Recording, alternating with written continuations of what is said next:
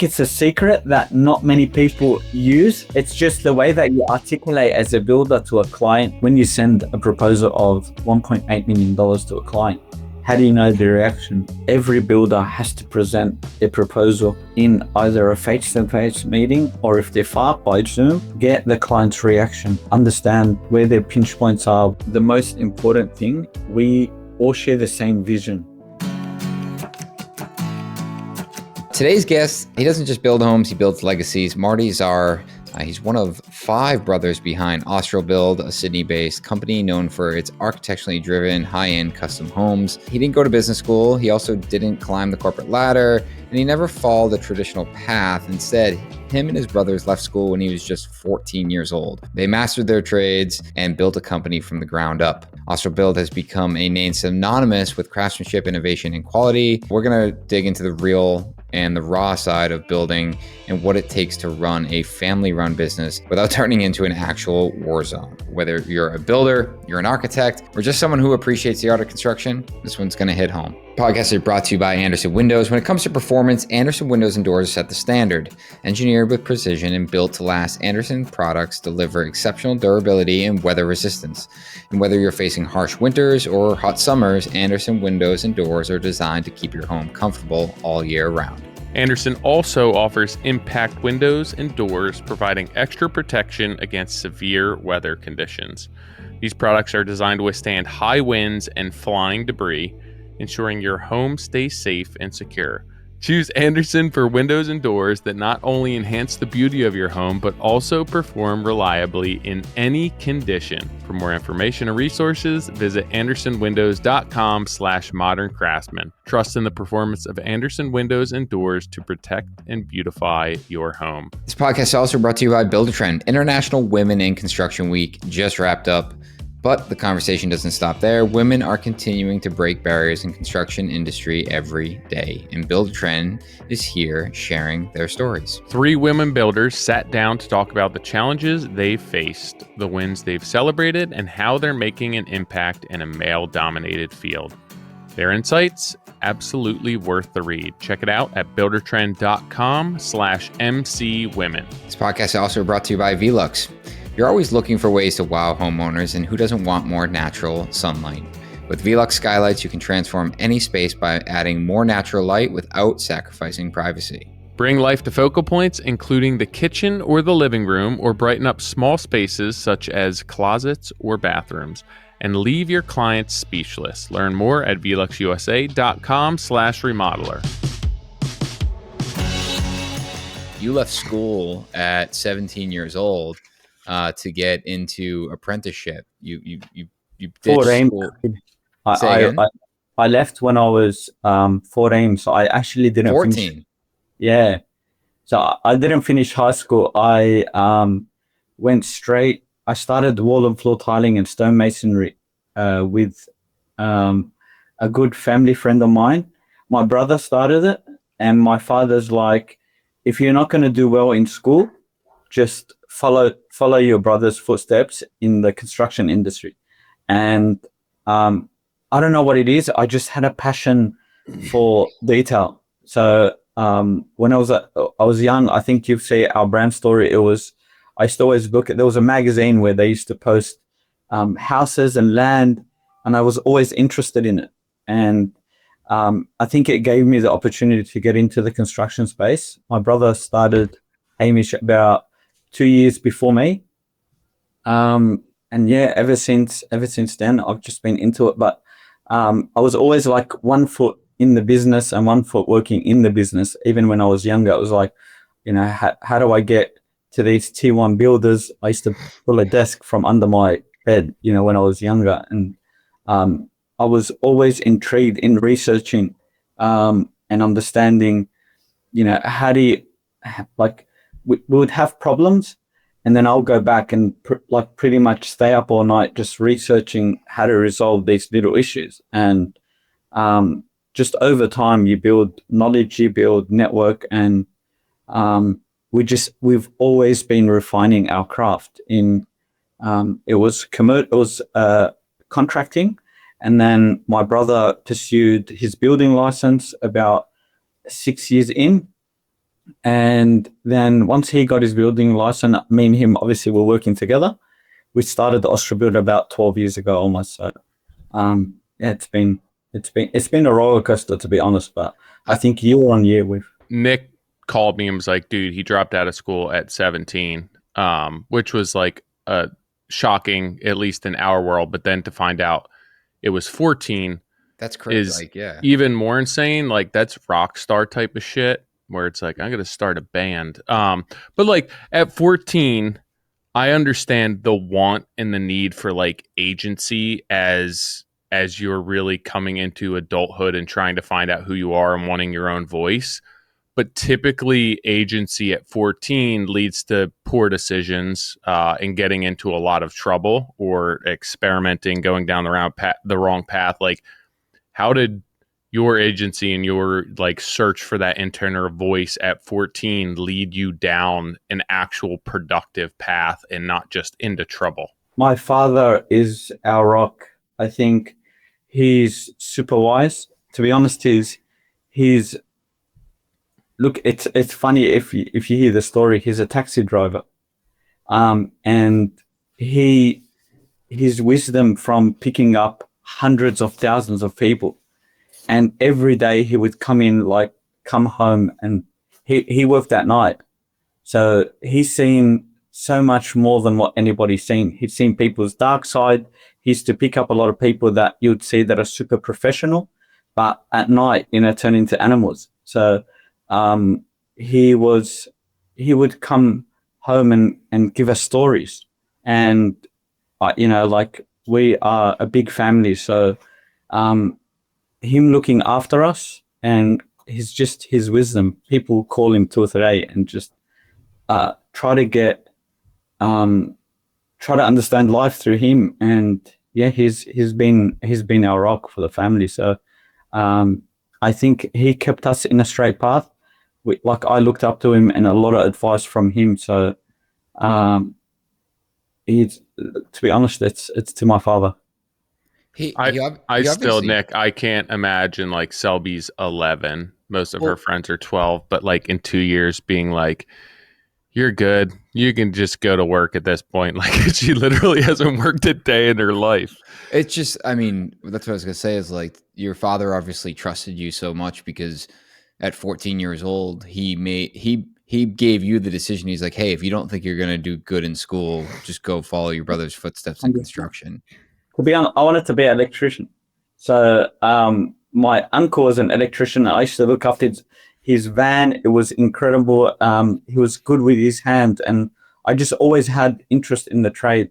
And I said, I'll finish high school, start an apprenticeship in electrical. And when I see my brother start, and I'm like, we're a very tight-knit family, and I think you could see it's been 15 years on. We're still working together.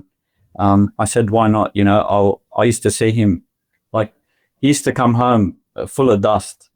He did a lot of marble and granite, and it just, over time, listening to his stories got me intrigued in it.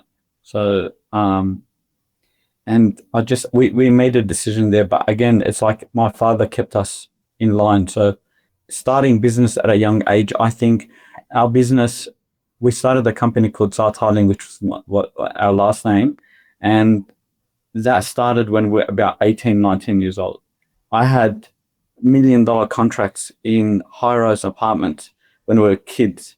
Like I was 20 years old. They used to tell me, when's your father, like, when does your father come into the meeting? And it was, again, it was just developing our capability statement. It's just people trusted that we're a family-run business at a time where I think the industry was very, there was not that much trades that could carry out a lot of the work. So, yeah, how we convinced them, I don't know. But do you think from the marketing perspective or even the trust perspective that a family-run business, is stronger than a typical business? Like, do you think that played a role into securing these bigger contracts? I don't know how other companies run, but like when clients come to us, I think that's one of the first things that they see.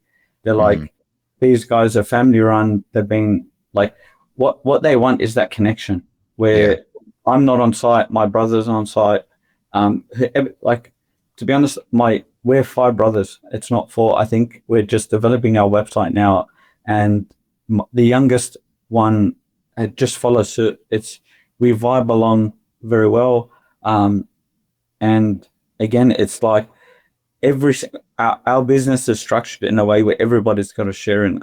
So it just keeps them motivated to build the business. So on the highs and lows, and they understand that we're going to perform at our absolute best. Marty, you said 5 brothers, and so did your youngest brother just join, like, He's recently? About 2 years ago. He's 21 at the moment. We started a little bit later, so he finished his high school. But again, we've set up positions for them to get into like very good roles. I think in 2-3 years he'll be site foreman. He'll run his own site. I get them involved in everything. I think, Nick, I watched your podcast and Taylor with Brad. It's building the systems is super hard, and I could see, especially doing it with family, they got to believe your vision as well. I'm very visionary, so at first they struggled because it's a big investment, and I showed them day and night your videos, the stuff you guys do. Like, what jolted me really was the pre-construction. I struggled with that for a very long time. We will take contracts on unknown endings. We have fixed price is massive, because the banks are not allowing cost plus contracts to be given out to lending clients. Like, they want a fixed price. That the bank doesn't want the risk that you have an open-ended contract.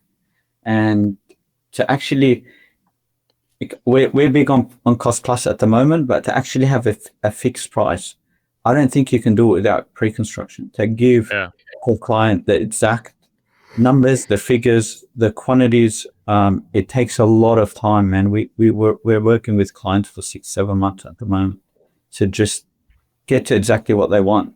And again, we do a lot of cost plus, but to fix a contract, you can't just give the bank random numbers on provision. I do more, it's time and material based model, because I'm not doing the volume that like cost plus really facilitates. But I like, now that I've gone that route and my systems and the pre-con that we use, if I were like, I pretty much could go back to fixed cost and it would be the same process. I just like, it's a little bit of a, like, I feel like a safety thing, but like the process would be the same. Like, I would do the exact same thing. You get to the end point, Taylor. It's like, if I go fixed price or cost plus, you have everything there. Like, it's just literally it's words that, it makes our business model a bit more comfortable from a cost plus perspective.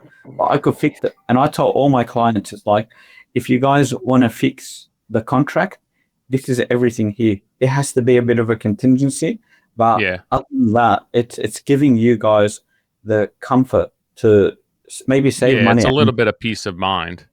Exactly right. But like, I don't think that the process would change. But I didn't learn that until I like switched over, because I was just tired of getting burnt. And like, once I switched over and I had to basically justify every number that went into a project, and I couldn't just be like, well, I'm just throwing numbers. Like, they had to be real at that point. And once I actually understood my numbers better, I was like, oh, I could go back now and make money doing this, because now I actually understand what goes into it. I'm with the same position. It's like, okay, pre-construction allows me to get every single nut. I can get down to the last screw, and then it's all right. What do you guys want to do? I have a client now that is finding it hard to enter into pre-construction, but I'm like, he's like, Marty, I need to know what the build's going to exactly cost before I enter into the pre-con. And I'm like, you could go to these builders that reverse it and give you a building contract as a design and construct. But I said, as soon as they lock you in, you are going to be at their mercy that any changes in the variance, you're already in a contract where this is a separate agreement, which is pre-construction. As soon as the end of the pre-construction comes to completion, you have all the numbers and everything that you need to enter into construction phase. And when I started doing it, a lot of clients started to realize that this is a no-brainer. Like it's still hard to sell, but it's like it's in a good way where the clients that find it difficult to understand pre-con and why you do it, it's like why should I be working with them? We're a builder. We get 5-10 projects a year, and that's all we need. Yeah, like it all came from not wanting to competitively bid jobs, and that was like the segue into pre-con. It was just differentiating myself and then wanting to get paid for my time, and then it led to just like so many more findings from a business perspective, and then even like you said, just understanding that like a lot of clients aren't your clients, and at the end of the day it just comes down to trust and what people are willing to spend money on. But it's like if somebody's not willing to pay me for the time that it takes to do all of this work, like why are they going to want to pay me to do the work?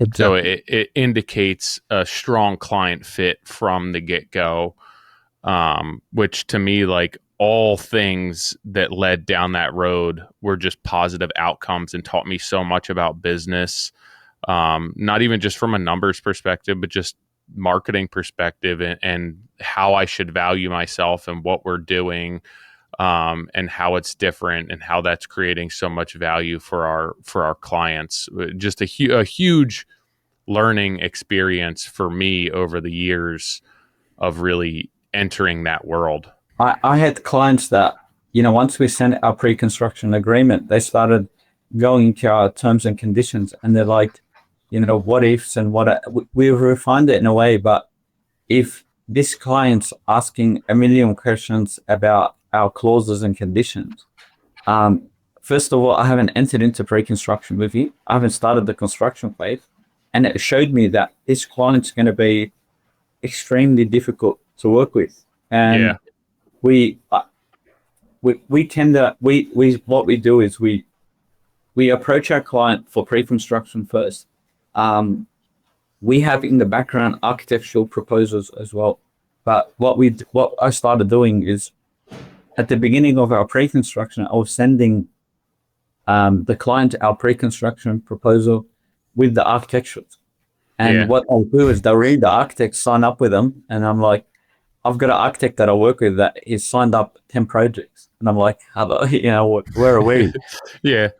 And then I stopped presenting our pre-construction through like email. I think that's one of the things I found out. And then second thing was like, okay, I have to do a presentation to show them really what pre-construction is. So we built out this extremely detailed pre-construction about, like we've got iceberg diagrams where it's surface budgeting to deep budgeting. Like we've got graphs where if the builder isn't involved in the beginning, and it comes down to cost and design changes, and if you're not entering it to pre-con, this is the risk that you're facing, and it's your marketing as well. It's super important. How do you balance like implementing something like this or any of the decision making from running the business with your brothers? I'm mainly operations at the moment, so we have incredible people that work with us. I think Nick, I explained to you that I struggled between the marketing. I thought that I could get one person that would fit everything from a marketing perspective, but what happened is any issue that I would fall in, I'll speak to the marketing team. I'll speak to our creative director, Kunda, which is doing a lot of our videos. We have so much stuff in the backlog, and it's like every problem that we have, we create social like media around it to then straighten it up. It's like we get a lot of clients that, our business name, the issue is our business name was built or created before this big land release in an area called Austral. And our phones don't stop ringing, and the leads and the generation that comes in is all these project homes thinking that, we are Austral's number one project home builder. And project home for us is like, look, to be honest, I see the postcode and the client's name, and I just know that like first thing is like we are fully custom. And now what we're trying to do is veer off that.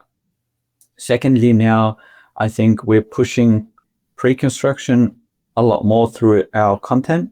I'm creating my personal brand that helps clients understand what pre-construction is, and that leads them to Austral Build. I think Nick and Taylor, you guys have done the same thing. It's like personal brand, people know who you are, they come into the company, and it's just all the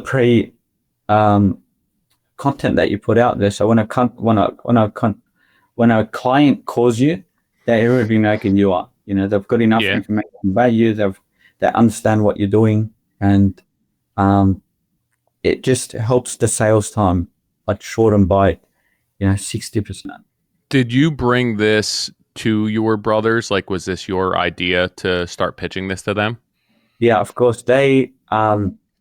We all struggled with a lot of this. But then just like slowly, I would introduce systems. I introduced Build the Trend was about 6 years ago. We were on and off with it. I used to use it only for its program, its scheduling, and the client interface. It was great. We stopped it for a few years, and then we're back on it now. I think what we're trying to refine is integrating it in our cost plus. I find more a bit hard where now I've hired like a CA that just literally collects invoices and creates our progress claims for the font audit process until we refine that. I think Brad and Nick, Taylor, you guys had a podcast with Brad about it, and I think that's what a lot of builders struggle with at the moment. If we could find a solution, and I think Builder Trend would be the best company to actually implement a very easy process for the cost plus model. It's not 100% yet, but it's almost like you need 10 builders in there just telling them all the problems, and then having the data guys, analyze it and see how to make that a lot easier. But I would pitch it to my brothers. They would struggle seeing the investment, but just over time, and I'm like, these is what solves all your problems. It's crystal clear. And as well, your videos, watching builders across the world use different systems, just help me understand. I would say a lot of stuff in the US, to be honest. It's very hard in Australia. I think a lot of builders are a bit backwards, and not many people. I think it's only been in the past 5 years, a lot of these builders that really care about their business and put systems together are really showing up. But you guys are well advanced, and I think Builder Trend is one of the best systems out there, and it's the way that they pitched it, and it came out of the US as well. So it's like, not a lot of builders here implement things like this. Yeah, I would be curious from like an overall perspective too, if it's just what you're seeing come out of the US. And it's like, I mean, if you watch Nick, you're going to think that everyone just builds multi-million-dollar houses, and what Nick does is somewhat of the exception to the rule. Same thing with what I do, like on a smaller scale. I think that most people probably aren't there yet, and it might be a case of just seeing what's coming out of here and the marketing behind it, which I think is super cool. Like, to be able to look to another country and find inspiration in what they're doing, and then having the awareness that you can establish that and implement that in your own economy and in your own market is crazy to me. It's thank you. Also, Nick, how you guys traveling with your pre-con stuff? Like, how you seeing it change? How you seeing clients? What if I was to ask you, it's like, what would be the setbacks that you see from clients that you pitch the pre-construction? Everything that you're promoting right now is what we talk about. And, from pre-construction and working with clients here, it's the same thing. There's a lot of pushback, trying to understand what the value is, like wanting to understand what the project's going to cost before they go through pre-construction. And, you communicated that really well, when you gave your example of explaining to a client that, if we don't go through this process, someone can tell you that the project's going to cost X amount of dollars and sign a contract. But the problem is now you're locked into a contract and there's going to be changes and variances because inevitably the project's not figured out yet. And we're having the same conversations with our clients. It's just, explaining like this is designed to, where we are a consultant in this point, and our goal is to align all parties and all constraints to make sure that we inevitably end up with what we're looking for. And that's a project that's on time, on budget, and, of the caliber and quality that is expected of us. It's not a slam dunk. We talked to Brady Fry a couple podcasts ago and was chatting, just through his process and how he just became really strict with it. And I really enjoyed that conversation a lot because, what he really was promoting is the fact that we as builders and, tradespeople, we get invested into these projects that, quite literally might never materialize. Of course. And we do it, constantly, myself included. It's like, I just want to make something out of nothing, and it's hard not to, it's hard not to romanticize over that. We have a client, well, I shouldn't even say a client. I had someone reach out recently and they wanted to build this really cool, all concrete, brutalist home. I'm like, hell yeah. And then, the question comes up of like, what the budget is, and the budget's not nearly what it needs to be. But I can't seem to just accept that. I'm like, but is there a way we can figure it out? A pre-con, Nick, same thing. Massive 900 square meters. We're talking in square meters. So it was a 900 square meter home. Basement was about 400 squares. Incredible home. I built a house two doors down. The client had gone to 50 builders, and 50 built. I'll tell you the story after. He came to me. He's like, Marty, we couldn't find a defect in the home that you guys built. You are our builder. I have X amount of budget, and this is the home I want. So this was early on when I started selling pre-con, and it was like, okay,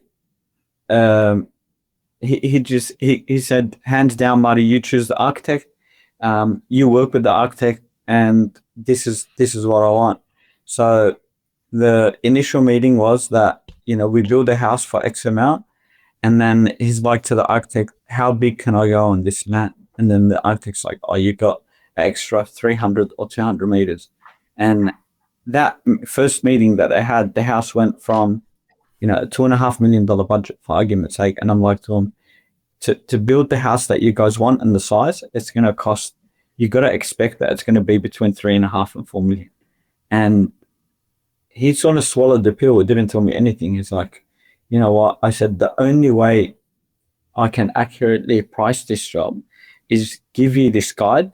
And then once we go to tender with all our contractors, we could see where we can get the prices. I'm your consult, like I'm a consultant working for you. So, let me tender this project out very vigorously and get the prices that we need to get, and I can give you exact numbers. And his reaction was all good. He trusted that process. To be honest, it came to me very quickly, and then I had sent him the pre-construction proposal after I had sort of made that exception that I would start working with him. And he left that on the back burner for about 3 weeks. And I would follow up ever so slightly that he doesn't get spooked from it. And Christmas came, he would have sat with friends and family that are builders. And then he calls me up on a Sunday. He goes, Marty, can I meet you at a coffee shop? And I sat down with him. He said, your system, the way that you guys operate is incredible, but I can't see paying you X amount of dollars for pre-con to tender. And I was like, this is 11 meetings in with the architect. And mind you, the meetings were 9:30 p.m.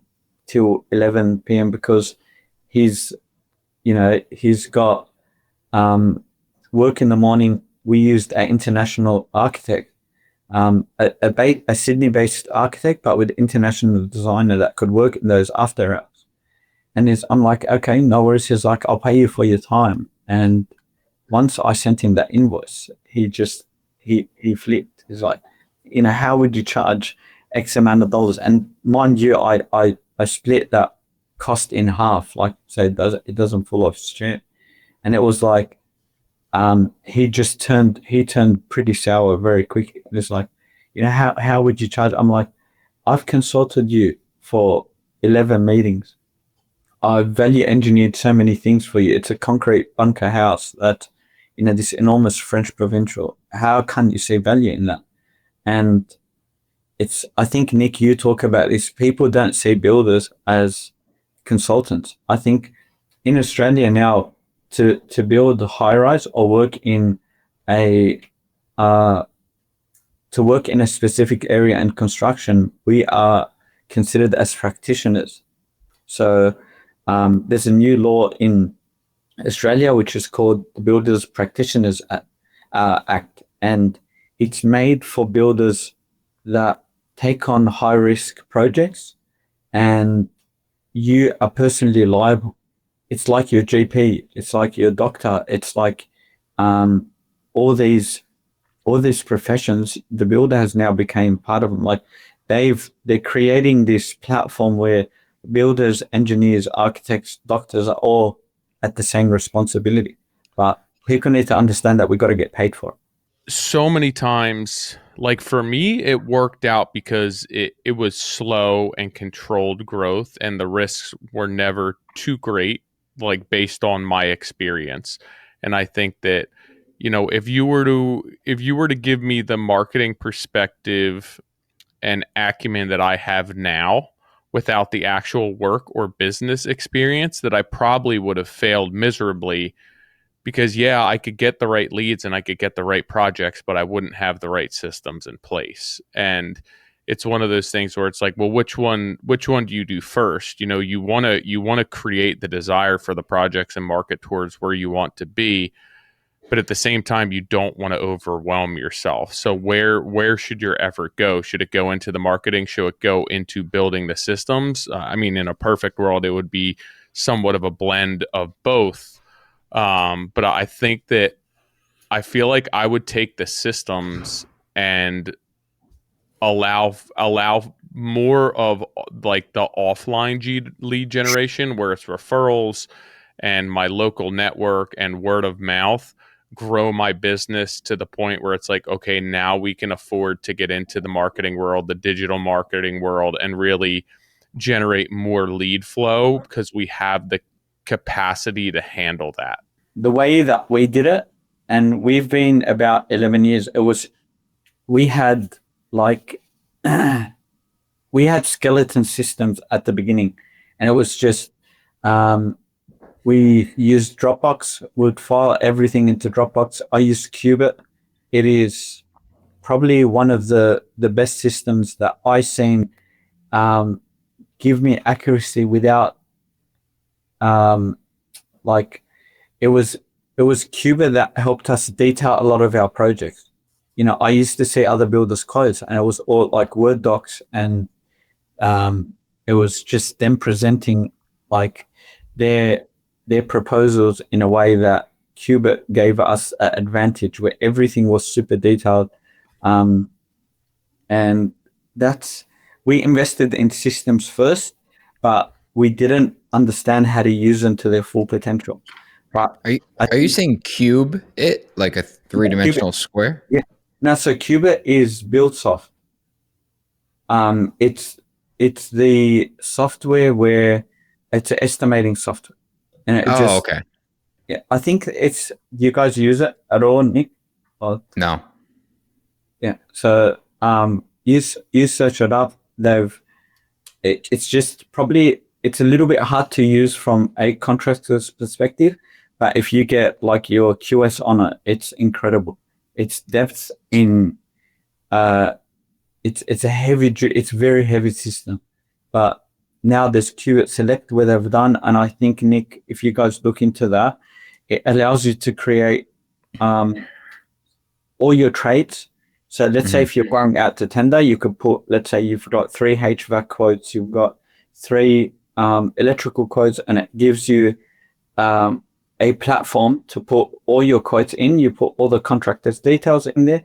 And then if you're sitting with the client, you can lively click, okay, we're going to use this contractor, this contractor, this contractor. And then at the end, it will give you the end cost of the project. So it's super cool. It's a little bit hard. I think you need a QS or estimator to use it. And then I think, Tyler, answering your question, it was more, it was a bit of both.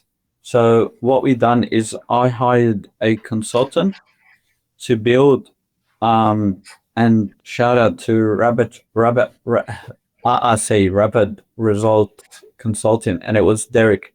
So I hired him, and he, in our growth, he gave me the time and the system to actually build out our marketing guy. And I think, Nick, what you had done was hired your own media company, which a friend of mine did this here in a different industry. It was a buyer's agency.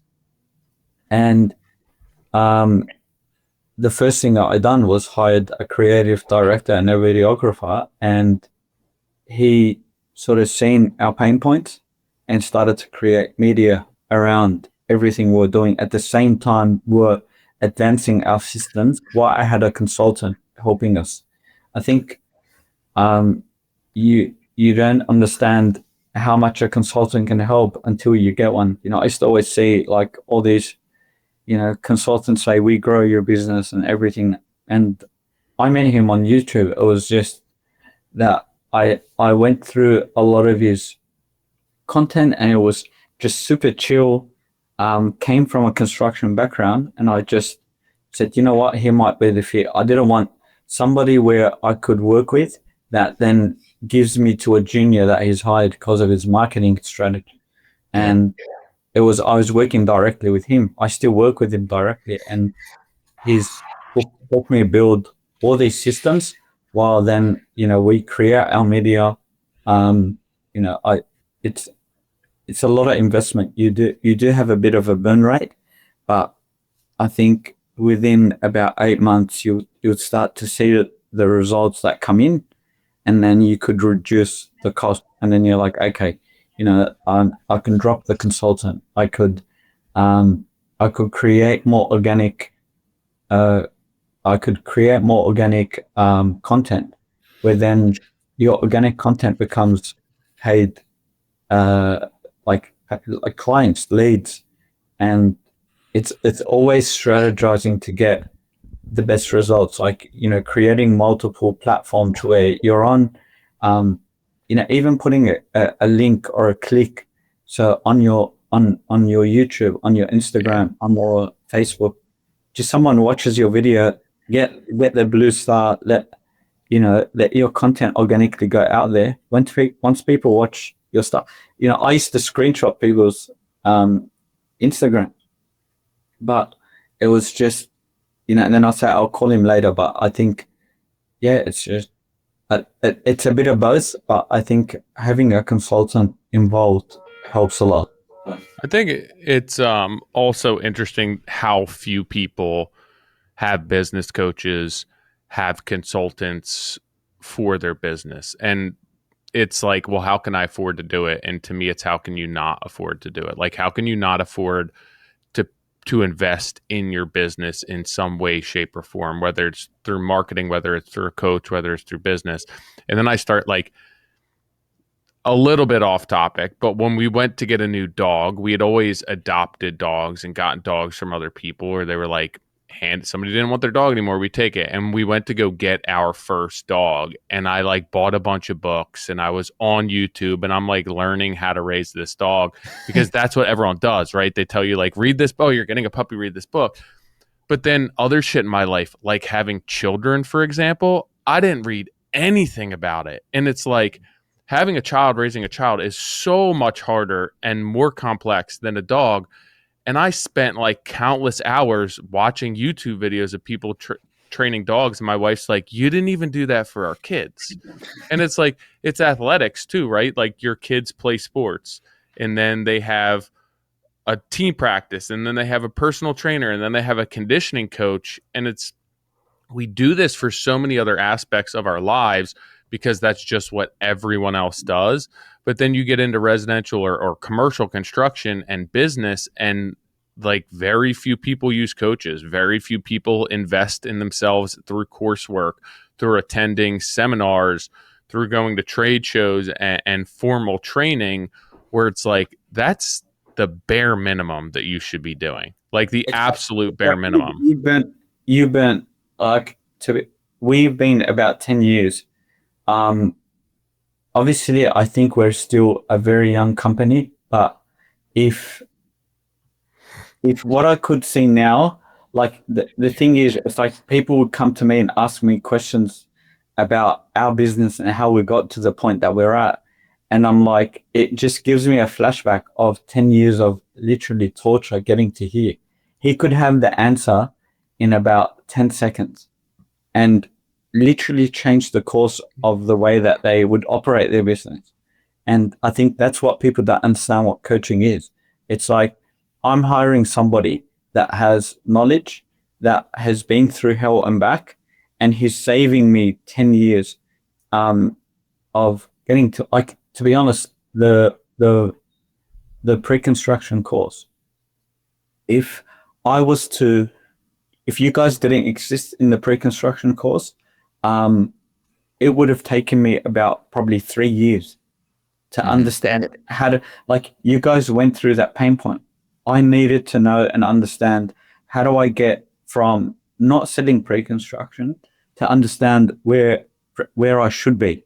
And you pretty much saved me about 2 or 3 years of struggles, because you've been there before me.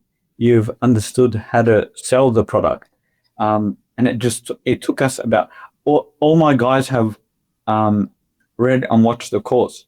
So like at whatever stage, even my creative director I sent him the course. I'm like, you have to understand the course before you film me doing it. All my guys, it's like even my QS or my CA, and then I'm like, you have to go through the course in your spare time. Sounds like we need to sell him more memberships. Well, that's sick though. And like the goal with everything that we've ever done, and even this, is like, there's a lot of lessons to be learned. There's practical knowledge, there's conceptual knowledge, there's like the whole quantitative, qualitative, where do we balance that? How much do we include?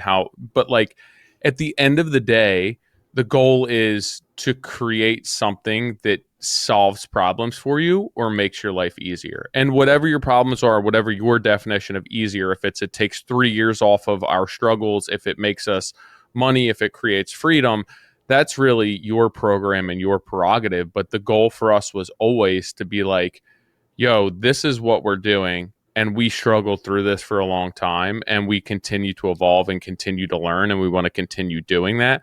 And like, that was the impetus for the podcast. That was like a huge motivator for everything that we do, every speaking session that we have, like every presentation, every podcast, is to be able to provide people with content and information and knowledge that just solves a problem for them. And it's really nice to be able to hear that like it measurably solved a problem for you and made your life better, My just oldest based brother on what we're had putting doubts. out there. Yeah, like my brother had doubts, and he's like to me, Marty, how would you be doing something where you're not charging for it? Why would people pay you? And then I just laser focused on selling pre-construction, and Yeah. he's now like telling me like, you know what, man, people do appreciate what you're doing, and I'm like to him, look, this we are charging at a minimum of about 20K for our pre-cons. It goes from 20K to 50K. That's where we're at. And that's because we have, uh, in Australia, our system's a little bit different. It has CDC, which is comply and develop. And we have DA. The comply and develop means you work with a private certifier, you plan everything with them, and then they can tick off everything. It could be a 6 to 10 week process where DA has to go through the entire council, and it might take 10, 12 months. I think trying to sell it to a DA client is a little bit hard because they understand that you might be working with them for 12, 13, 14 months till they get their approvals.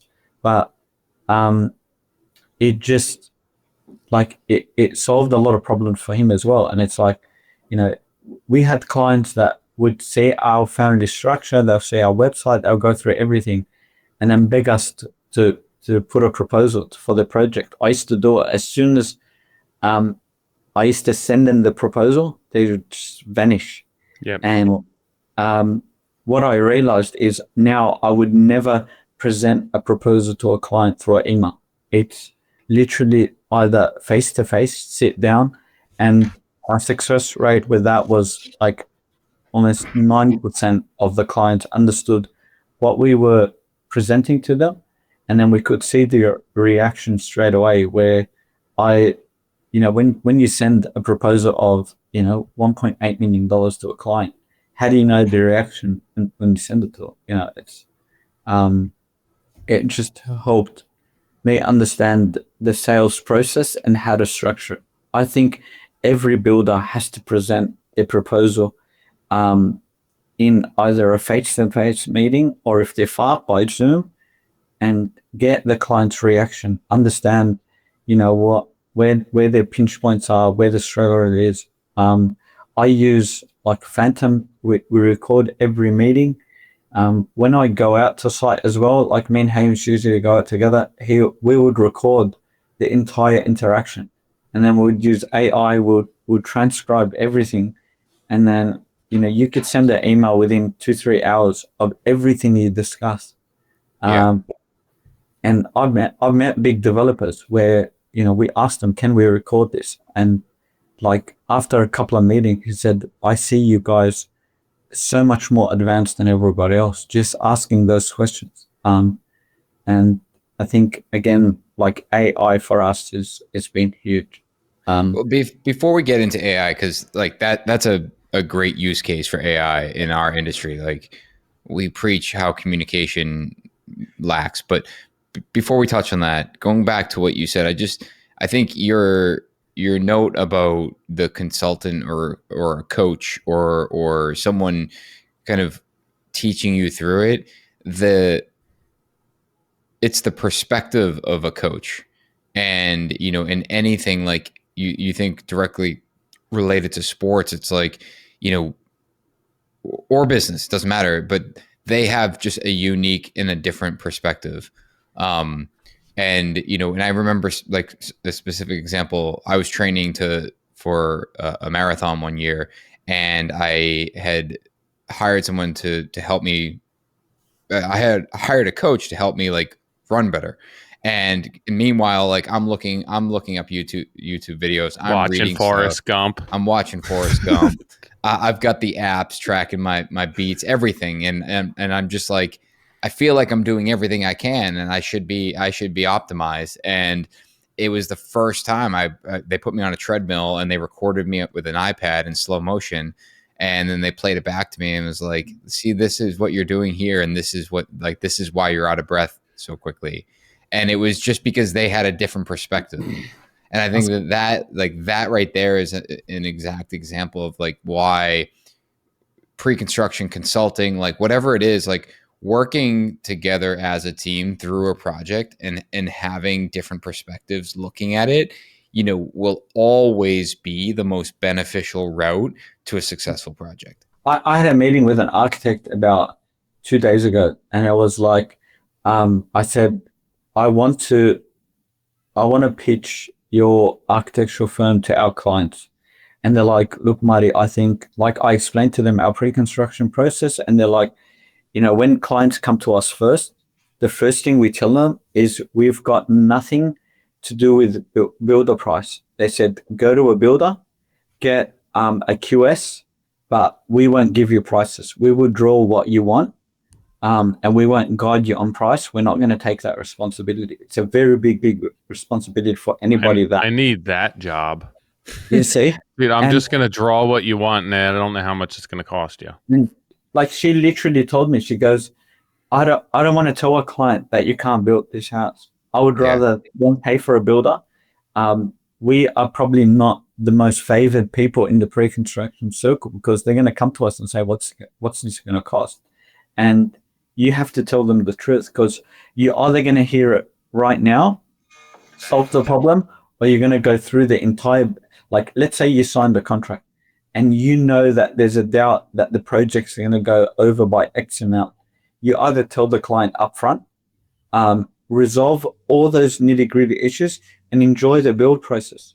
And give them, like, it is the absolute biggest investment. And I think it should you sort out all the hard stuff up front, and then when you're building, like, it helps them enjoy the process. You don't want them moving into a home that it's caused them stress and it's like ruined their entire marriage almost because it was they're like what we promised them we didn't deliver. I would rather give them the hard truth up front. Do what we do best. Build the house to the most extreme detail we can. Give them a smooth process. Once it's complete, they don't want to, at the end of the day, when they moved in, they want to sell the house and get rid of it because it gave them a nightmare. It's not worth it. I think, Nick, I had a question for you. We have something here where it's in Sydney or Australia, it restricts us from taking too much projects on at a time, which is called homeowners warranty. I don't know if you guys have heard of that. So the government has put a scheme in process that they limit every builder to their capacity. So we have about $8 million worth of projects we can take at one time. And the government has restricted every builder to a certain limit based off their experience. There's a full criteria, and there's a panel that review the builder to say, okay, you are worth X amount of dollars. That's crazy. See, what I can't take more than 8. But the thing is, I think, Nick, what they've done is there's so much cowboys out there that the issue is. I understand why it's in place. Like, sorry to cut you off, but like, I totally understand that. Like, there's no doubt that for the majority of people, like, that makes sense. But I mean, I can't be the only one sitting here thinking like, man, like if that was the case, it would take me forever to grow. It's a business killer. What they want is they want to see your systems, processes, your experience as well. And sometimes you would have to let them put a mortgage, or you could put your house up to say, look, I'm ready to commit my home to build my business. Is that just Sydney or all Australia? It's all of Australia. That's so interesting to me. I'm like, you're familiar with the Greya team. I know they're not in Sydney, but like I did run the home off Greya. Like I was building a development. I flew to Brisbane, but just to get they're incredible guys. Like I mean, yeah, like I wish Rob was not as busy because I talked to him and I'm like, I need to get you on the podcast. But I was reading an article the other day, and based on the amount they have close to like they literally wrote it, the article literally said that they have close to $1 billion worth of projects in some phase, Yeah. whether that's early development or under construction. And I'm like, these Apartments guys.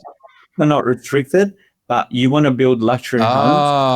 Oh, okay. You See have, that? Well, yeah, because if you look at their timeline, yeah, they switched. Like they went hard into the multifamily and apartments. Super. Like, I mean, they're our age, and these guys are yeah. just like, it's bananas, the scale of work that they're doing and at the speed that they're doing it.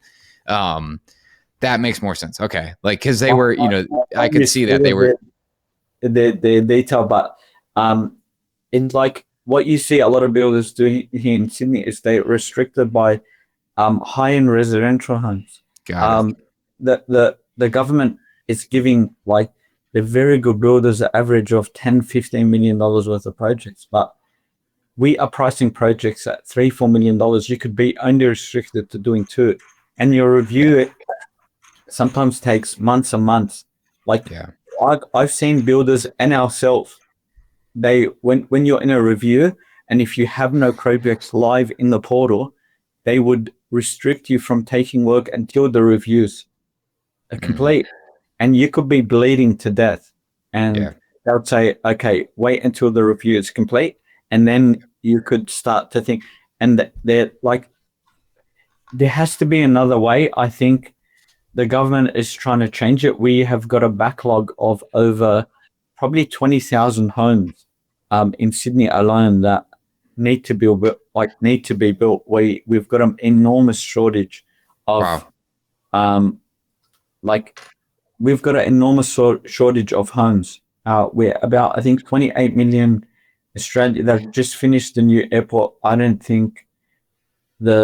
think the government understand, but they can't see the necessity to fix up the system and bring everything back. What are they trying to do? Just protect the homeowners? This is how I see it. First of all, homeowners warranty does not, even the homeowners don't understand it. You get 300, if in any case your maximum payout is 340,000.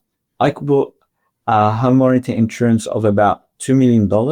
The government would only back you up for 340,000. And what's happened is that um, it it's it's sorry, Taylor. It's like it's a system to stop. Like let's say I'm a builder. I get 15 clients. I could go out and put a 10% deposit to every one of them. It's Mm-hmm. $1.5 million or whatever it is, and it's um they're worried that these builders take all these deposits and don't commit to the projects. I think as much as home warranty shows that it's protecting the homeowner from a different perspective, the core of home warranty insurance is to stop builders from taking on like 15, 20 deposits from different clients.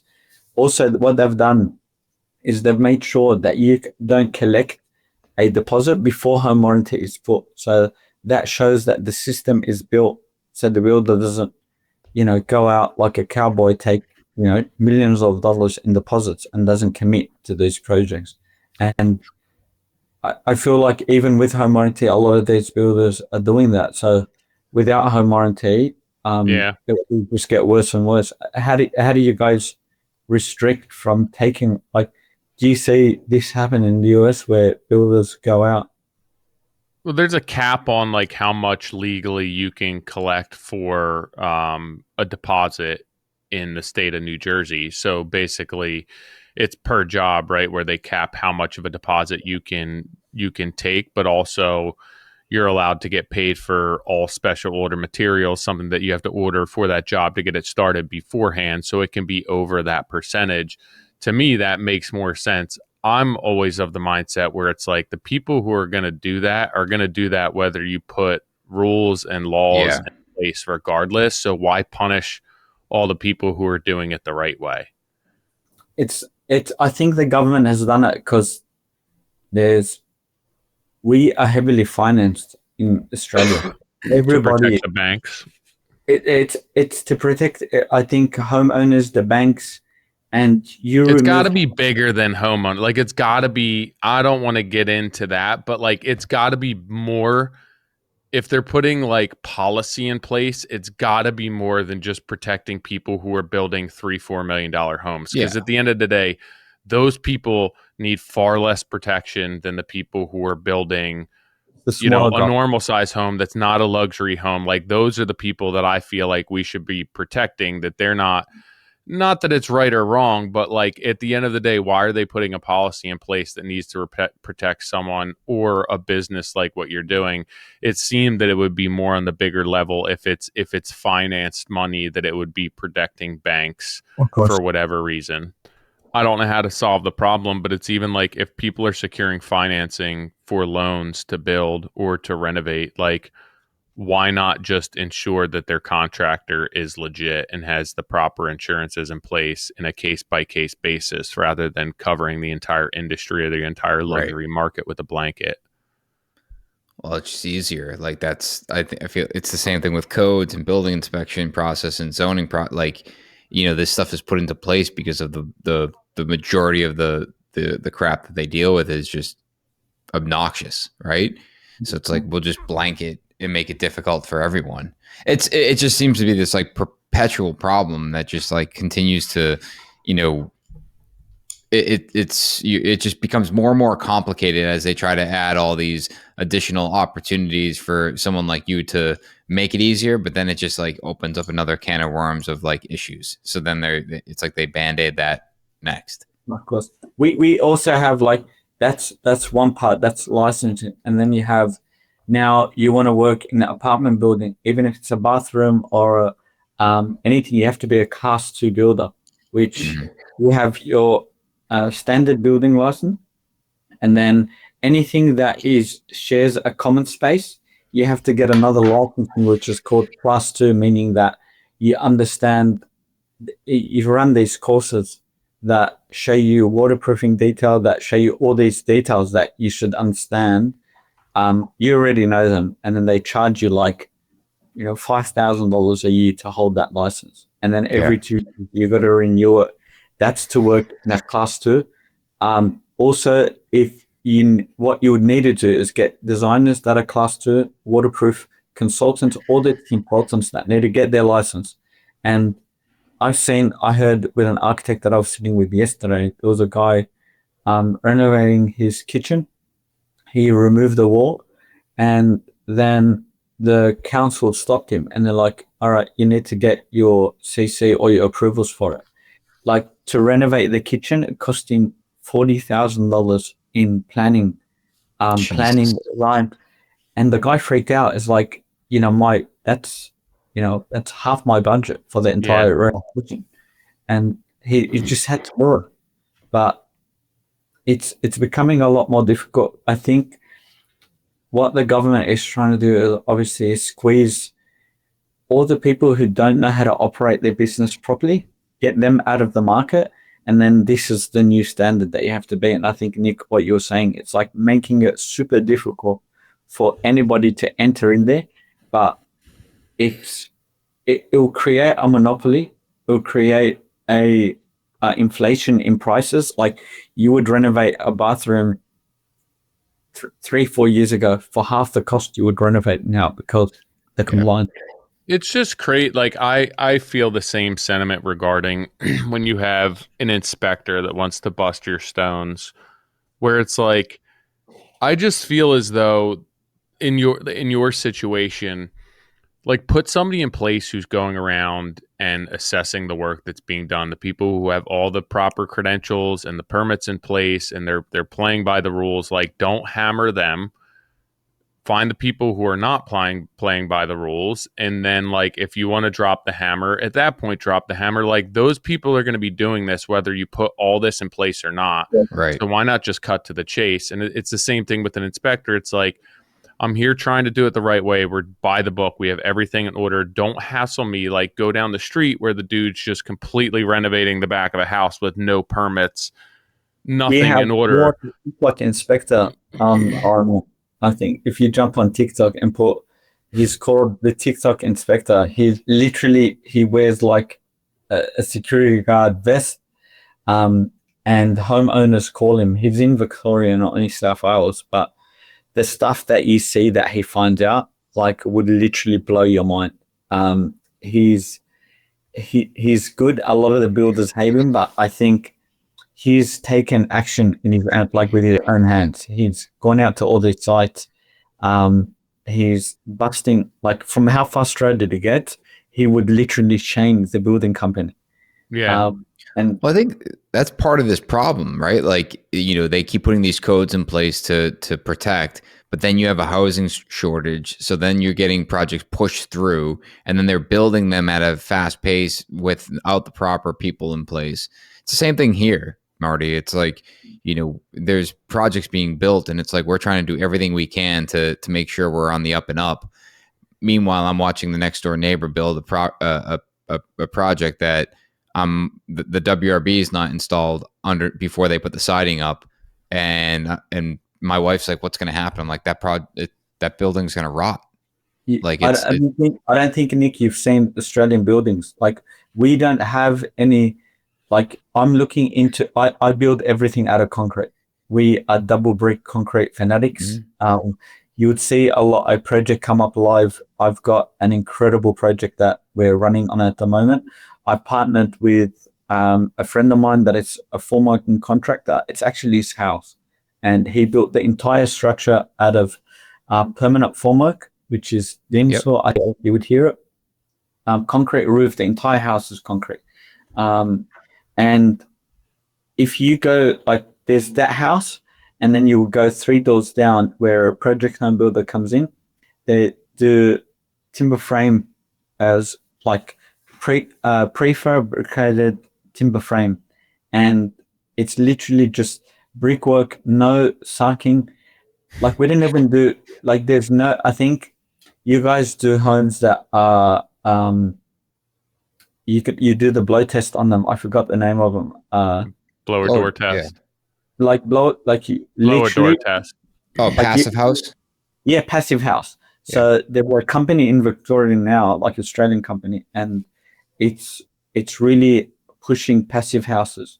Like, our houses, man, if you literally just run a blower through it, like, it would leak from every single corner. We just it's pretty much stick, and then some houses don't even have siding, and it's brick veneer. Like, we get rain as well. Like, our rain falls, like, in a day. We get like a month's rain in a day. Sometimes you get brickwork that soak up so much that 60% of houses are full of mold because you've got no protection. It's a huge issue. I think that there's a 7-star rating now that just came out, but we are so behind. Like, we're not, because Australia has such a balanced weather. We don't get extreme cold. We do get extreme heat, but the houses are blast. You could see a house 7 years old. It's falling apart because everything's expensive. People are financing stuff. They want the cheapest build, and they just get caught out. Like, how do they know? Like, what a blower test is. If you're going to allow for ply and then parking, like, these, a homeowner wouldn't even be it. I mean, that also sucks that's a lot of times what you end up having to battle and compete with clients, which I think is difficult. Is there like a big trade program as far as getting kids into working with the trades in Australia, or are not a lot of people working in the trades? We have a massive shortage. I've seen something come up very recently that the government is creating, like, programs to get kids. Like, everybody is online. I think a lot of kids are avoiding trades. I think the government is trying something, but we have a massive shortage. Like, Is there? I mean, does most everyone go to like a postgraduate high school or college in yeah, so Australia, or is that? TAFE and uni. So TAFE is made for like contractors, beauticians, anything that doesn't need a higher qualification. And And that's then after like 12th grade. exactly right. Yeah. So we get 12th grade, and then you could either take the path of TAFE, or you follow the path of uni. Even uni, you need a for project management and some construction courses. They are through a uni degree, but And a are a those lot like government subsidized programs, or are you paying out of pocket for them? you pay out of pocket. Like, I think it's called Hex, Yeah, and you guys would have probably the same thing. So I think there's not a shortage of um, like, everyone does project management. You see yeah, so many kids like leave school to do project management, but then you don't get roofers, you don't get tilers, you don't get carpenter. Like, carpentry is super popular here, but to find kids doing apprenticeship in bricklaying, very hard. Like, Mm.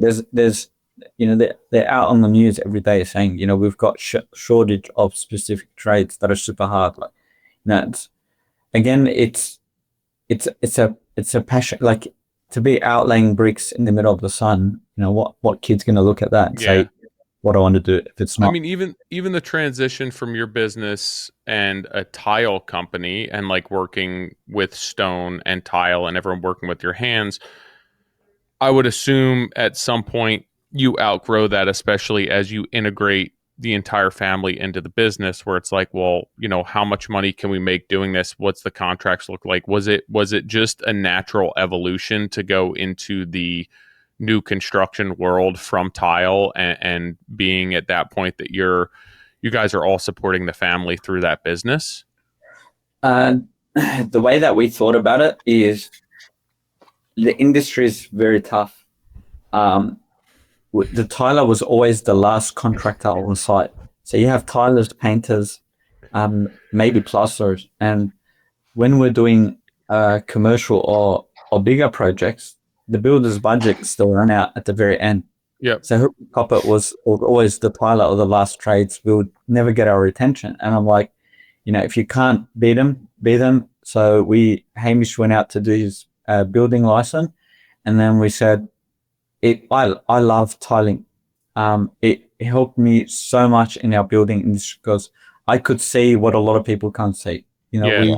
We work with millimeters. A lot of other trades work in 10 mil, 15, 20 mil. Like, we are super precise, and we use that skill on all our projects. Like, the way that we set out the mark out, we see the project in a different eye, but it was always that you were the last contractor, and it was tough to collect your final claims. And you think about it, like, we have another company called Strip Out Bros, which does internal strip outs and structural wall openings. We're the first contractor on site. People, like, their cash reserve is still full. We go in there, strip everything out, put the steel beams, get out of there, you get paid, like, and the client's still very happy. But when you're a tiler, like, they would have probably experienced so much bad trades come in. You come in, try to fix everything up, and then they've ran out of money. They're already committed to the project. So I think that was one of the things. But just being in control of the entire project just allowed us to be in a better position. Yeah, and it was just, I think that's what led us to it. It was, we built a good team. Like, tiling, you could make. When I left, there was a lot of competition, because we had so much people come in from like, internationally, and change the market. Like, what you could charge, the competition was fierce. Yeah. But I think if I was a tiler now, you would make so much money with the systems and process that I could implement. But what it's not the fear, it's just that we are a final trade, and I don't want to take the risk of being the Yeah. final trade. Yeah.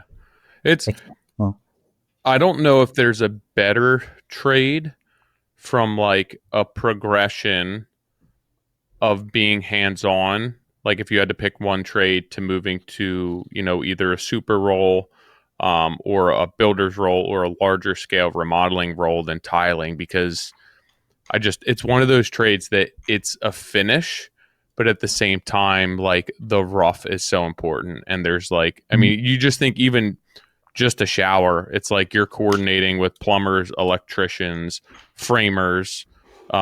There's so much planning and layout because it's not like paint. You can't just change the color quickly. You're dealing with waterproofing, like the inspection process, all the trade coordination. I just, even like just understanding the impact of poor decisions or mistakes, tile is such a great trade to understand, like how everyone before you affects the absolute final result, which one of the last people in is tile and paint. And I would say that, like, if you want to have a real good understanding of what it's like, go try and tile something that was either framed poorly, layouts off, wasn't planning or accounting for the waterproofing details weren't sorted out. It's like the saying, if you want to be a framer, go be a finish carpenter first to understand what the tolerances are for framing. And I think the same can probably be said for tile. 100%. Like we used to see walls that are out by 20, 30 mil. We are talking about, you can't have a tile lipping more than like it's 0.0 of a millimeter. The deflection has to be within the tile, not in your finish. And it helped us with like preparing all the substrates. So when we're marking out, it's like what it helps me now in pre-construction as well is that when I'm setting out bathrooms, when I'm setting out plans, I understand like where the tiles set out, where the size of the bathroom, you've got 600, that's 1200. You want a bathroom that's, let's say, exactly 1200 wide. But then, okay, I've got thin set, I've got like you could foresee that where you get like, sometimes builders just look at these architectural plans, they build everything together, and then they're like, okay, if you moved something about 10, 20, 30, 40 mil, it could resolve a lot of detail. Yeah, even like framing tolerances and then framing strength, right? Where you can't put natural stone and like mosaic tile on an underframed floor, where like I learned so much about beam spans and floor deflection through tiling, which, any other trade, it's like, oh, you want hardwood floors? Cool. We'll just send it. Like we got 3/4 subfloor. It's going to be good regardless. It's one of the, like, I don't know, like I have so much respect for people who tile on a daily basis. One, because it's difficult. It's so tedious to do well. It's dirty. You're working with like wet saws and mixing cement. And then like, it's just one little hiccup can just make your life so miserable if you want to do it right, especially as a subcontractor where you're following up every trade before that and then trying to execute tile work well. It's like, I don't know. That just seems like torture to me. I still use, like my cousins worked with me when we first started the business, and I use them all the time. But I have one guy that started with me when we first started the tiling company, and I've been about maybe 15 years. He only does my tile. Yeah. We still occasionally go out on site, and like I'll give him a hand. Like it.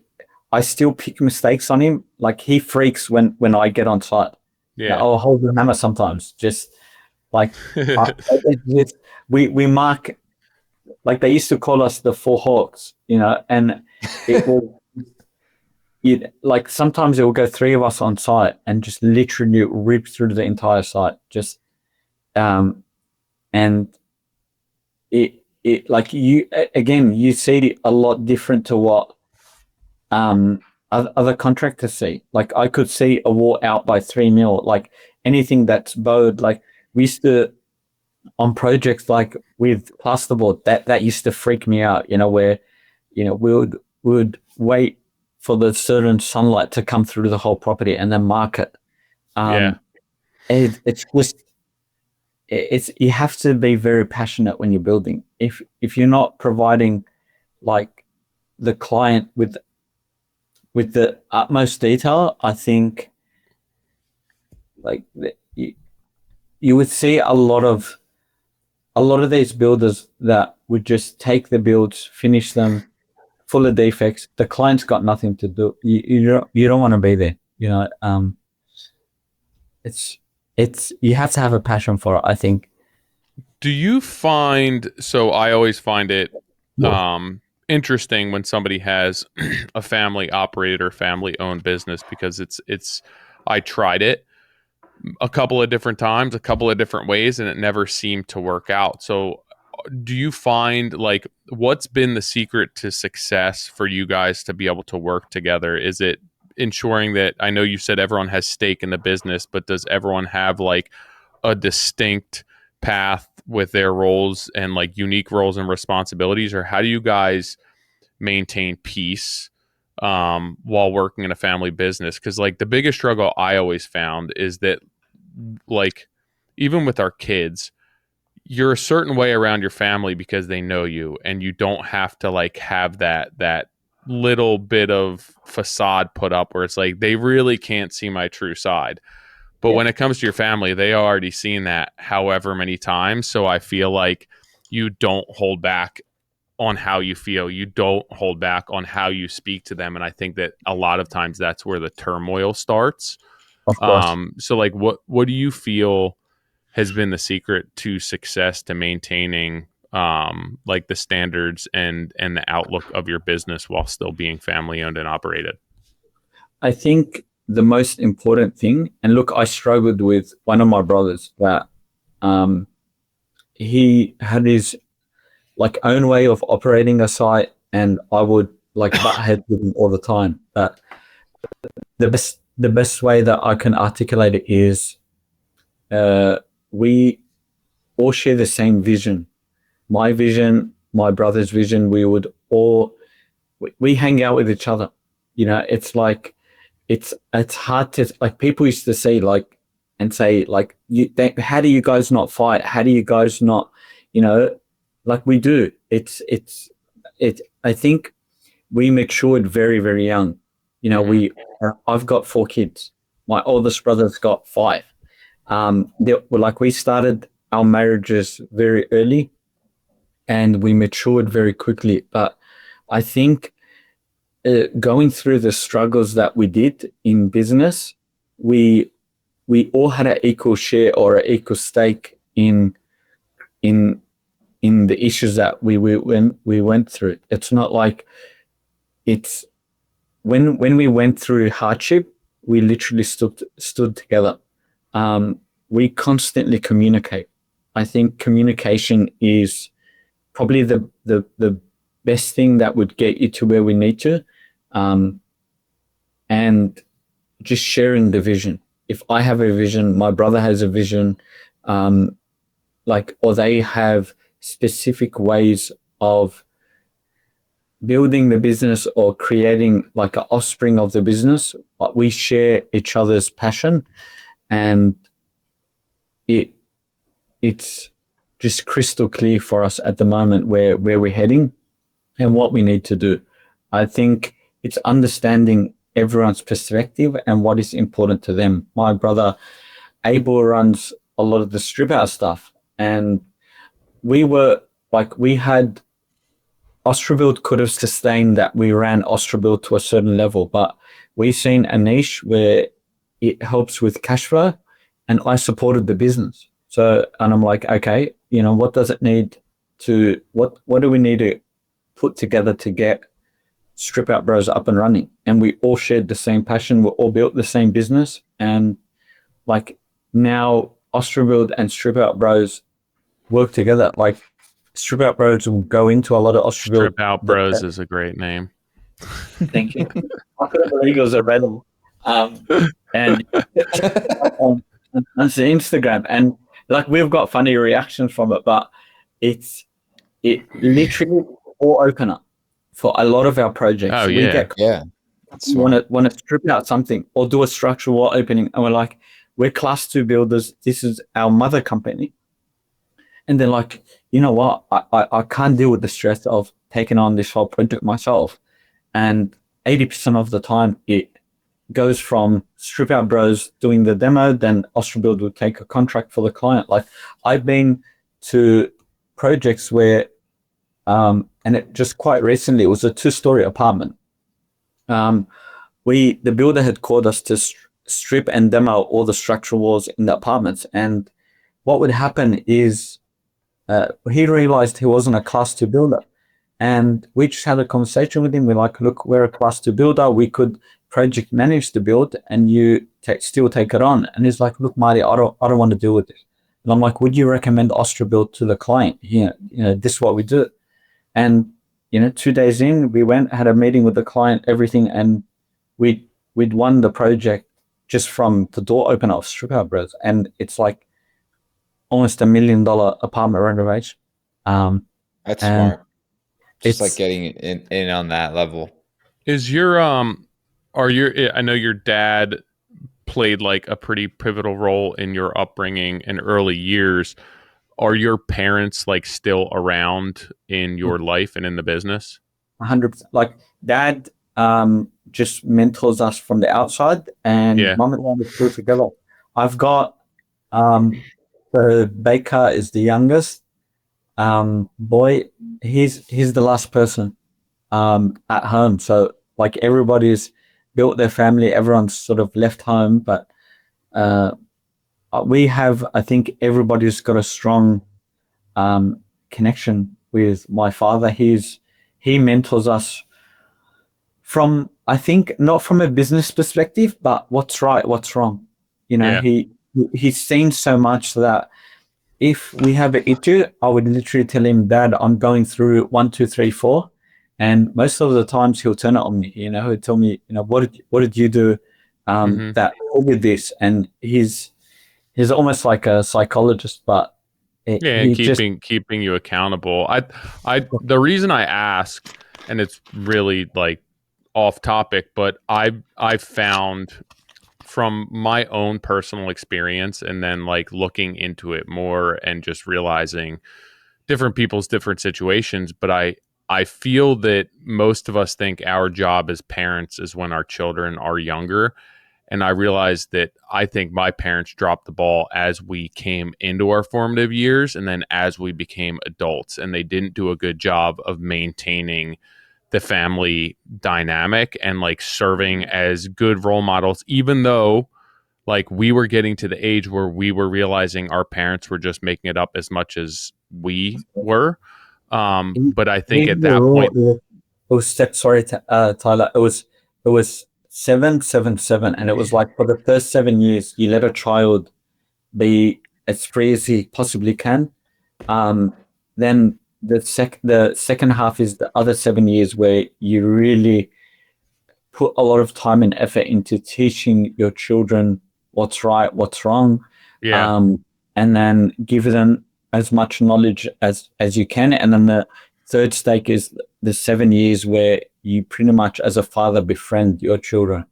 And it's where there's a line between discipline that you taught them and then the friendship to give them like a more of a open relationship with your kids, where it's, and like, now I could pick up the phone and call my father and ask him any question, and it's this, like, he doesn't get surprised. I've been through 1, 2, 3, 4. This is happening. What's your suggestion? And the way that he reacts is neutral to it, because we built that relationship. Yeah, I think that that's so important. I just, for years, I thought that being a parent and having parents was when you were in the house under their roof. And I've just realized that there's such a strong component of that as continuing to be that moral support and that role model for them as they come into young adulthood, and not overstepping those bounds, but it's your job to continue to maintain that family unit. And I found that a lot of my older friends and like older people I know that maintained like a really good family unit growing up, their parents worked to make sure that happened. And a lot of people whose parents didn't do that, or it was a bad family dynamic from early on, or even like my case where it was 16, 17 years old, that the family ended up falling apart after that. And it seems to be that a lot of that is because the parents like felt their job was done and stepped away from it and was like, it's up to you guys now. So I think that there is a lot to be said for that. We come from an ethnic background where, like your family don't want you to leave, but you see a lot of like Western countries where, the kid turns 16, 17 and the parents are like, this is the door, go live your life or explore. And we have a different dynamic. So I don't know the other side, how it is, but it's, I think that's the difference. But we're more like, our parents don't want us to leave, where you see some parents, like I might call it a bit selfish, is like, okay, we want to live our life now, you're 16, 17, just bugger off, we want to travel, we want to do everything. But I think some parents see their family unit like as an extension of them. You don't want to throw your kids out to the and it's just, again, it's like it's that dynamic.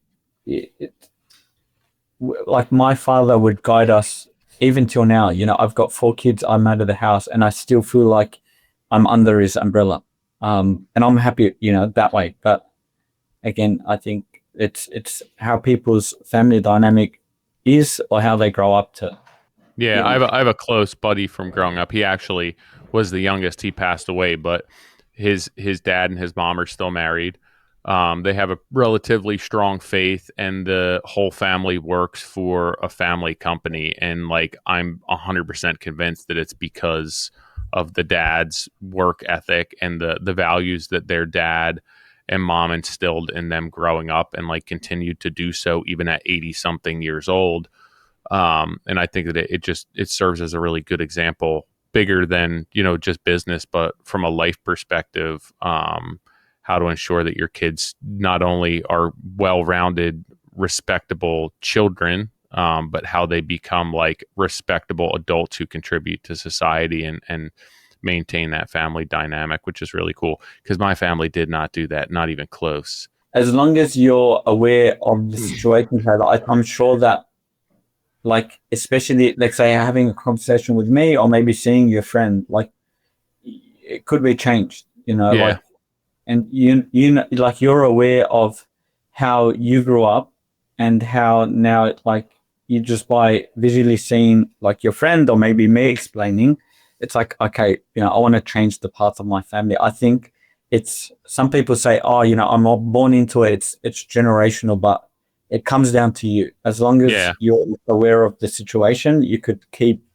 your like, from me, what it is I've dealt with a lot of people outside of family, and I could, as much as you could build a bond and a trust, it's like nothing compares to, like, we've been in the pits, like from a business perspective, where everybody would turn their back straight away and they don't care. But if you have a good family strong bond, like, they're not going to turn their back on you, and like, I seen that happen. And I think that's what makes us, I think, bond a lot more, and that strength of, if something didn't go right, we just stick together. Like, we could work on a project with no money, just like do everything we possibly can to finish it, and like, just be proud of the project. Nobody knew that we didn't make a dollar here, where if sometimes, and I'm not saying now, but this was early stages where, like, if you were to employ somebody that was disconnected from the family, it was like, they didn't care if you made, if you made anything or you're not making anything or you're building towards something. That's it. They need to be paid. They need to, and I think that's the difference. But it could happen in partnerships. If you create a partnership with somebody that's, ride or die, um, you you you'll get there with them. And it's not only to family. Like you need the person that you're working with to have a stake in. Like from me, uh, my videographer, like the way that we established the company, it's called Ojala. So when I put an ad out there to look for a videographer, I looked at the concept. I was saying, okay, I can put you on X amount of salary. The offer that I would do is I'll give you a partnership. I would fund your mentorship, and we build a media company that does brand stories. And he now has like I went through probably about, and he came to me with a pitch showing me like details of myself and what he could do to our brand and everything. I'm like, okay, I'll put you on a salary. We opened a brand together, and that brand is owed by myself and you, and we build it. Yeah. You've got stake in it. Where I benefit from it is obviously that all our creative media and videography could be done in house at a flash. Um, and then if any revenue happens from the media company, I could offset that to Correct. to next to thing. And I think I don't know, maybe Nick, if you've done that structure, or I've seen other people do it, where you got to give the people that you're working with a bit of free will. Like you have your expectations, but they have to have the energy to build something with you. It's like Yeah. you hire a superintendent. You put him on site. He doesn't care. He wants to work from three to from 9 to 5 or whatever it is. Go home. He doesn't give a shit. But you Right. give him a plate that you're on this project. If we hit these milestones, you get a benefit from it. And you see his dynamic, the way that they change, the way that they work. Um, even my youngest brother, which is Baker, like he knows that he's got a share in this. Like he would work, like he would work on the business like I'm working on it from a different perspective. And I think Taylor, you asked about positions. I think it took so long for us to put ourselves in positions where I do a lot of the operations, Hamish is construction, and then I have Abel, Musa, and Baker.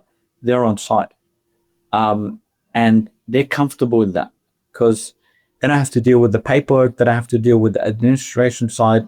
They love being on site. They love taking care of a project, and that's where they're at. That's where they shine. Where I support them is with all the documentation, whatever needs to be done to get the project over and out with, and they're happy like that.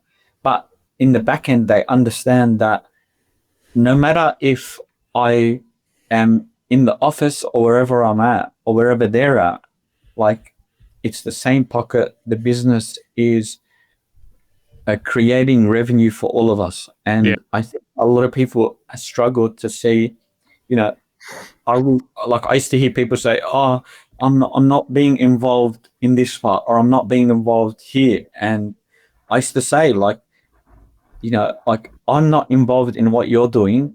Like, let me do what I need to do, and communicate where what you're learning, what's happening, what I'm learning, what's happening, and whatever you need to ask, just let me know. But I think the roles have to be split in a way where there's a trust.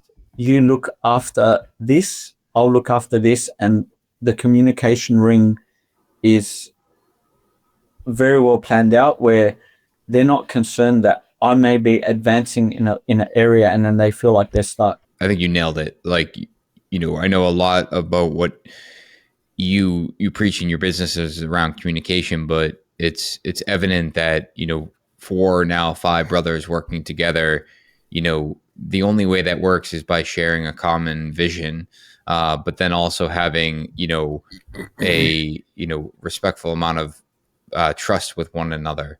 Um, 100%. and and that's hard. A lot of there's a lot of family dynamics that don't lend themselves to be able to pull that off. So that was, that's really what I was most interested in learning about you today, and the fact that you guys, you continue to build that family business, now 5 brothers. Like it's incredibly impressive. And I think that, you've kind of shed light on what it takes to do that successfully. Though I know not everything is as easy as it sounds.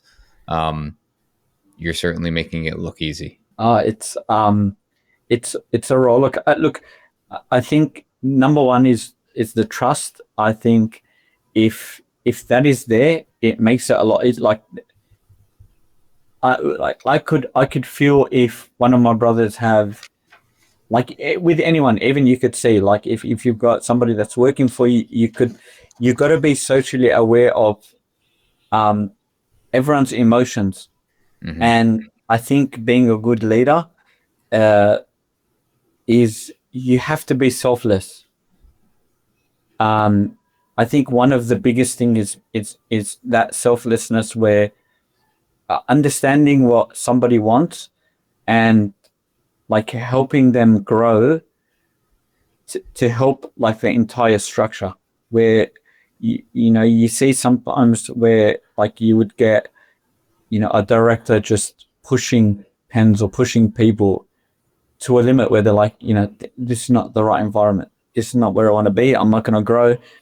I've been there and I've seen so many people work for companies to say that, like, can I see myself 5 years in a different position? And, like, I think I'm super fortunate to have, my family work with me and my brothers, where even Baker, my youngest brother, he's come in at a very young age, but in 2-3 years, he would have a position much higher than what his friends would be working in a different company. And it's like, it's unique, but I think if people research family-run businesses and how the operation works, you would see a lot of it online now, like where, sometimes some companies bring on their kids and then, the child in 3-4 years may be running the operation. How did he get from not knowing anything to run an operation? Yeah, right. And I think if you take on people with the mentality that you could even create like a family dynamic, even in hiring people, to say, what's their goal? Where do they want to reach? And can you get, an apprenticeship from not knowing anything to 3 years of understanding how to run and operate a job? You've just created that incredible asset for you, for the business, for him. You're building your vision, your future, but you've got people that are working for you that probably want to see themselves in your position very soon. And if you could give again, being selfless and giving them the opportunity to grow, and still be, in your business, you've gained them forever, because you imagine you having a guy working for you for 5-6 years, and then all of a sudden he wants to open his own building business. You rely on him. He knows your everything, like all your ins and outs. What do you do? It's unfortunate, but at the end of I think that's a lot of the world that we live in due to the constraints of our industry. So I think that if you can give them a place to continue to be able to make those decisions and that autonomy, which then leads to that personal agency for themselves, I think that it leads to them having stake in the business as if it's their own, as if they're a family member, as if it's something that they have ownership in. And I think that leads to like the most successful relationship. And I think one that, can last a super long time. Which to me has always been the key, and it's been the key to my relationships. It's been the key to the podcast relationship. At the end of the day, it's like, from a partnership perspective, I know that regardless of what happens, Nick's going to have my back and I'm going to have his back. And it's not that we don't have hiccups and there's not times where like one or the other feels like they're pulling more weight, but we discuss it and we talk about it. And at the end of the day, like, our vision is the same and our end goal is the same. And we understand that like we have to be fluid with this and continue to move towards the goal and execute the best that we can given the circumstances. And I think that's, what makes for a good partnership and a good business, whether it's family, someone who works for you, I think it comes down to like owning it, having stake in it, and then feeling as though, you know, the work you're putting in is appreciated. Of course, like I think also, Nick, one thing that like we've been recently working on is creating like SOPs for everything that we do. Yeah. Um, like it's we have a dynamic where it's family run, but we're building a structure so like you could teach somebody. Like um, I have like virtual contract admins, and um, like the guy that I work with at the moment, it took me about 6 months to like articulate like everything that I needed him to do. Hmm. It's tough. It was like I was at points where like, you know, shit, like what do I like is this gonna work? But then I realized and I'm like, give him the task, let him make all of the mistakes that he needs to do. And then if I explain to him everything that it's doing wrong, if he gets better 5% at a time, Yeah.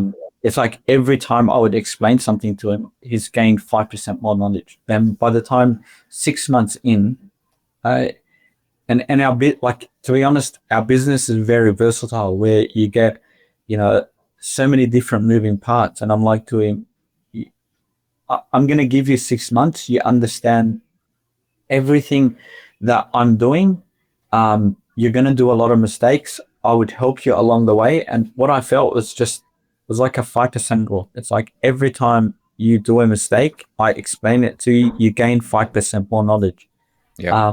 To a point now where we've created like a telepathic communication where if I Hmm. send him something, he asks me, it's like, you know, Marty, is this way or is this that way? And Yeah. Right.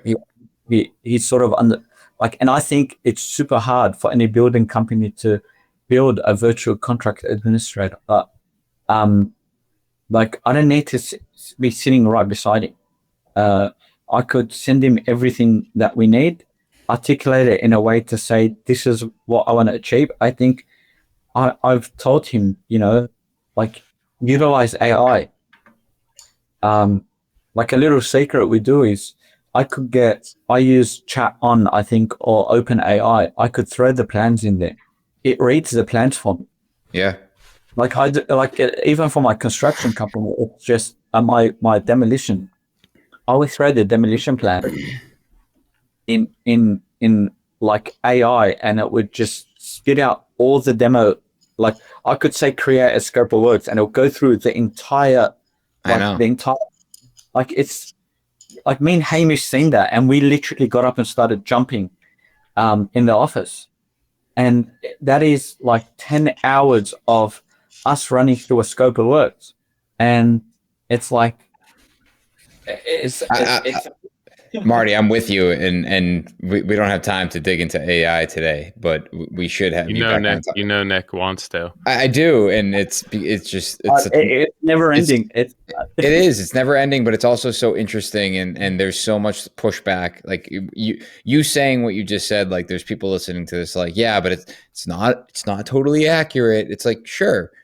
But if you can reduce something that takes 10 hours down to an hour of your time by doing it and then checking it, like you're making, you know, I have third arm. Like now it's like literally and I don't want to I think it's a secret that not many people use. And if we cut people are people are uncomfortable with it. Like that's what it comes down to. And it's like, but if it saves you 1%, going back to your rule, it's like 1% better every day is, you know, a lot of percent at the end of the year. 100%. So it's just the way that you articulate as a builder to a client. Look, especially 100%. when in the professional field, it's like it's I know. maybe in the like, am I speaking to a builder or a doctor? You know, Marty, I really appreciate you coming on, man. Like you've been a pleasure to chat with, and On the literal other side of the world. Yeah, quite literally the other side of the world. Like I said, incredibly impressive what you guys are doing. I love the fact that now it's 5 of you. You'll have to update that puzzle piece logo to the 5. website look, the website's about maybe 2 weeks away from. There you go. So, but I'd love to come up to the US, I think, or down. I don't know where we're at in the world, but if I do, Nick, I'll bring the team if I can, and we'll just and Taylor as well, man. I'd love to hook up with you guys and see what we could, just probably do a site inspection or something. So Hell yeah. I mean, for what it's worth, I too am trying to book a trip down to Australia, and I was chatting with a friend of mine about it, and I was like, my plan is to go here and like the Gold Coast, and then down in Melbourne. And on the map, I'm like, I'll just rent a car. How did you miss Sydney? Nah. But I'm like, I like an idiot. I just had no clue that Australia was basically the same size as the United States. It's huge. If you were to rent a car, I think from Melbourne to Queensland, it's like 2 days. Yeah, it's. Like I was driving like, across the country. Never mind. I'll just fly. So yeah, I will. If I do, I will stop in Sydney and say hello. Look, Queensland is probably Miami. Sydney is New York. Okay. And then you've got Melbourne, which was probably close. Melbourne's Europe.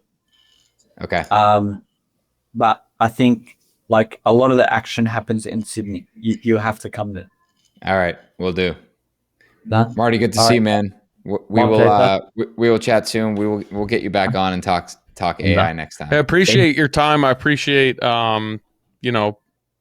supporting the podcast, the coursework. I know that you've been an advocate for that as well. So like, I definitely want to give you a huge thank you. It means a lot to us, and it's part of what we're doing, and it's great to get the support. So, but I appreciate you guys. Thank you for bringing us on, and we look forward to catching up soon. man. Thank you. No worries. I appreciate it.